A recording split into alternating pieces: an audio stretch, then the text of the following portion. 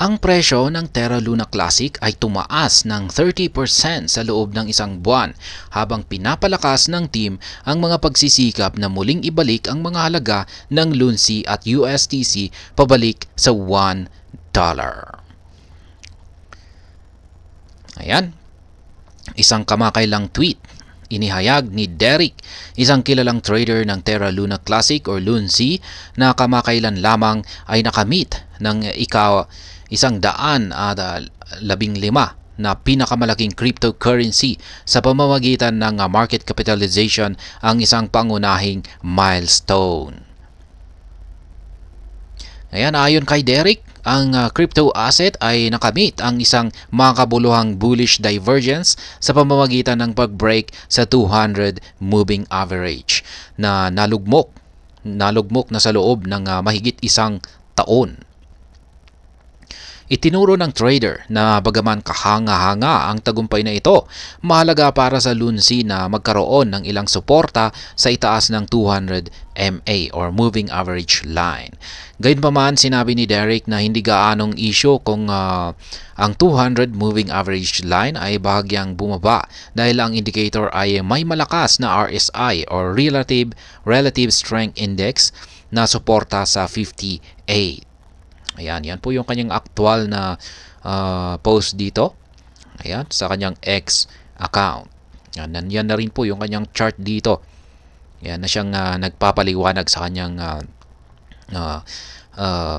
ibinahagi rito. Ayan. Ang makabuluhang tagumpay na ito ay naipapakita sa kasalukuyang presyo ng LUNC na nakapagtala ng mahigit sa 30% na gains sa loob ng 30 araw. Karagdagan pa, ang cryptocurrency ay tumaas ng 13% sa nakaraang 2 linggo. Yan, gayunpaman ang presyo ng LUNC ay bumaba ng 3.2% at 4.8% sa nakaraang 24 oras at 7 araw ayon sa pagkakasunod-sunod. Sa oras ng pagsusulat ng linyang ito, ang LUNC ay nagpapalitan sa kamay na 0.40 digits, $7,443 ayon sa datos or data mula kay CoinGecko. Hindi sumusuko ang community sa pagsisikap na muling buhayin ang mga halaga ng LUNC at USDC. Karapat-dapat banggitin na ang community ng Terra ay hindi pa nakakakamit ng pangunahing tagumpay sa pagpapanumbalik ng halaga ng LUNC at USDC pabalik sa kanilang dating kaluwalhatian. Ayan, or former glory. Gayunpaman, patuloy na matatag ang community sa pagpapanumbalik ng network upang maibalik ang LUNC at USDC sa kanilang mga nakaraang araw na glory days or kaluwalhatian. Ayan, past glory days. Tulad ng naulat na nauna, inumpisahan ng community ang isang bagong proposal na maaring makatulong na muling buhayin ang presyo ng USDC at LUNC sa presyong $1 na may diin sa ligtas na muling pagpapagana ng market module.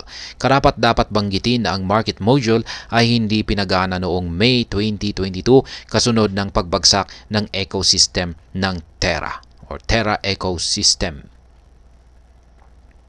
Ayon sa proposal, layunin ng mga developer na madagdagan ang mga gantimpala o reward at mabawasan ang mga panganib o risk, lalo na ang pagtaas ng supply ng USDC at LUNC sa pamamagitan ng hindi sinasadyang paggawa ng mint. Yan, or unintended minting.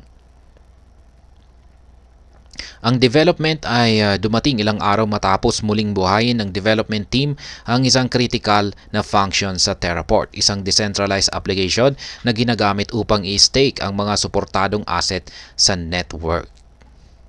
Sa ngayon, inanunsyo ng nangungunang kumpanya ng blockchain security na Certic na kasalukuyan itong nag-audit ng serbisyo at ilalabas ang ulat sa lalong madaling panahon. At ayan, hanggang dito na lamang po tayo sa video na ito mga ka-crypto. Sana po ay inyong nagustuhan ang aking paliwanag dito. Kung inyo po itong nagustuhan ay pakiclick lamang po ang like button nito. Para naman po sa mga bago lamang dito, kayo po ay aking inaanyayahan para mag-subscribe. Pakiclick na rin po ang bell icon nito dahil ito po ang siyang magsisilbing notification nito sa mga bago kong videos na akin pong ina-upload sa aking YouTube channel na ito. Marami pong salamat sa panunood. Ingat po tayo lagi at God bless po sa ating lahat.